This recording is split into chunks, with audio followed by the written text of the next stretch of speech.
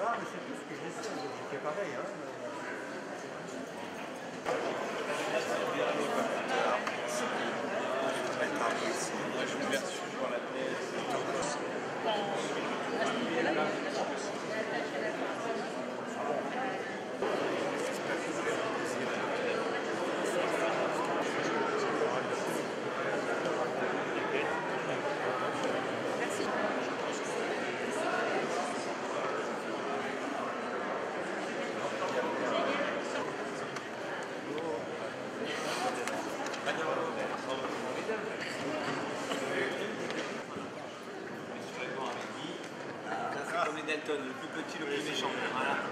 Monsieur Rothman, mon cher ami, mon cher voisin, fils de pasteur et natif des Pays-Bas, tous les chemins mènent à Lille. Monseigneur Ulrich, président de l'enseignement et chancelier de l'Université catholique, vous êtes nommé en 2008 archevêque-évêque, ce qui fait de vous le premier archevêque métropolitain à Lille. Nous sommes heureux et fiers d'accueillir dans ce lieu cher à notre cœur ces deux hommes aussi grands par leur foi que par leur engagement à œuvrer pour la paix. Monsieur le recteur, monsieur Hafiz, laissez-moi vous présenter auprès de notre communauté. Homme aux multiples ressources, après de longues années au barreau de Paris, vous avez pris votre nouvelle fonction il y a un peu plus d'un an en tant que recteur de la Grande Mosquée de Paris.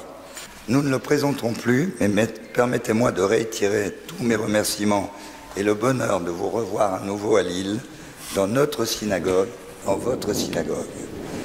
Monsieur le grand rabbin de France, mon cher Chaim, vous définissez comme un amoureux de la République, vous prouvez que l'on peut être à la fois un grand patriote et un juif. Le 3 juin 1918, sur une route à la sortie de Merville, il a fait à Dieu le don de sa vie pour la paix. On l'a lu dans ses carnets. Il y a, sur la route qui va de Merville à Béthune, un petit mémorial qui rappelle ce don de sa vie fait pour la paix. Il était séminariste allemand. Et il a été tué le 4 octobre, nous sommes le 6 aujourd'hui, le 4 octobre 1918. Et il y a près de Cambrai, à Tain-Saint-Martin, un pèlerinage en mémoire de lui. Cet homme, ce jeune homme, a été capable de porter, par amour de Dieu et par amour des hommes, le désir de la paix et de la réconciliation. Et c'est pourquoi le pape, si ignoré Benoît XV, qui avait appelé les Français et les Allemands à la paix, et qui avait refusé de prendre un parti, mais qui était accusé par les uns d'être pro-allemand et par les autres d'être pro-français, ce pape a dit « Je suis et je me sens le père spirituel des combattants de l'un et l'autre camp. Personne ne pourra empêcher le pape de crier à ses propres fils catholiques « Paix, paix, paix ». Et ce qui est intéressant, dans la première phrase du premier livre, il y a donc 4 livres, de cet ouvrage, Calvin écrit « Toute sagesse substantielle et véritable se résume pour l'homme en 2 points. La connaissance de Dieu et la connaissance de soi. Ces 2 savoirs sont si étroitement liés qu'on ne saurait dire de quel conduit l'autre. » Jean Calvin, première phrase dans son institution chrétienne. Foi, d'ailleurs, comment il faut comprendre le mot foi dans le titre foi en l'homme, foi en Dieu. Alors, foi, je comprends, c'est la même chose que confiance. Ça nous aide, je crois, à mener notre échange. Hein. La foi, c'est la même racine même. Hein. C'est la même racine. Hein. Foi et confiance, c'est la même chose. Hein. C'est pas une série de croyances ou de dogmes ou de doctrines. La foi, c'est avant tout une confiance. Alors la question pour moi serait donc, peut-on faire confiance à l'homme? Peut-on faire confiance à Dieu? Voilà les 2 questions qu'il faut essayer d'articuler là. Hein, ce que j'ai essayé d'articuler. Et je trouve cette question de confiance se pose à juste titre, surtout aujourd'hui dans une société qui est en panne de confiance, qui est en manque de confiance, et on fait tout pour nous apprendre à se méfier. Encore un petit dernier mot. Hein. J'ai cassé ma tête un peu sur le titre, hein, la foi en Dieu, la foi en l'homme. Et bien sûr, je comprends maintenant assez bien la langue française, il faut écrire l'homme avec majuscule. Mais je me demande, est-ce que l'homme en majuscule existe? Je connais que les hommes en minuscule. Je suis désolé, hein, je suis un homme en minuscule. Hein. Bon.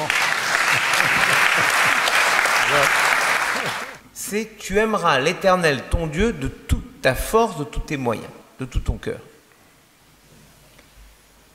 Comme si on nous disait, qu'est-ce qui motive la foi de quelqu'un? La foi en Dieu.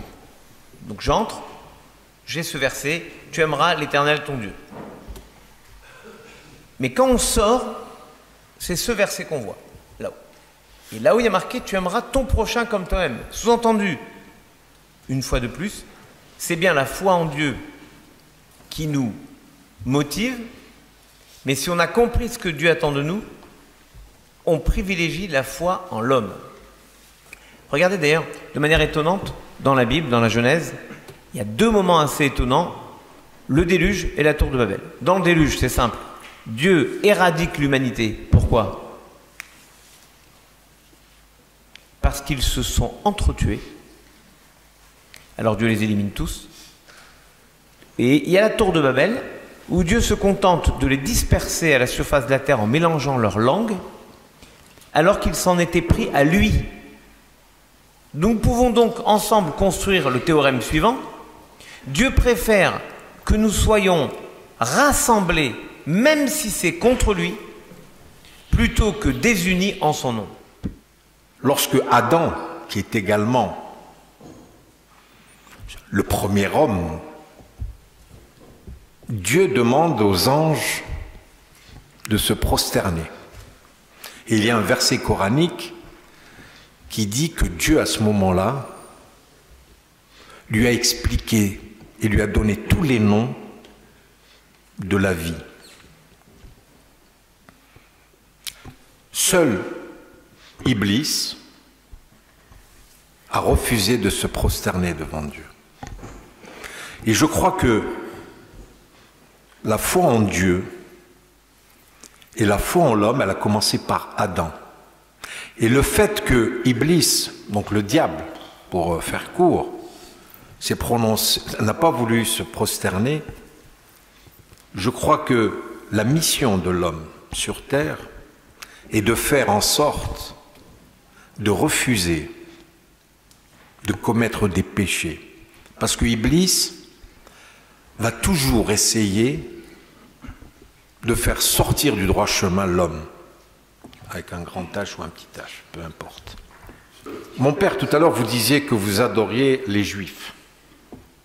Moi, j'adore les religions monothéistes, parce que je me sens bien dans cette synagogue.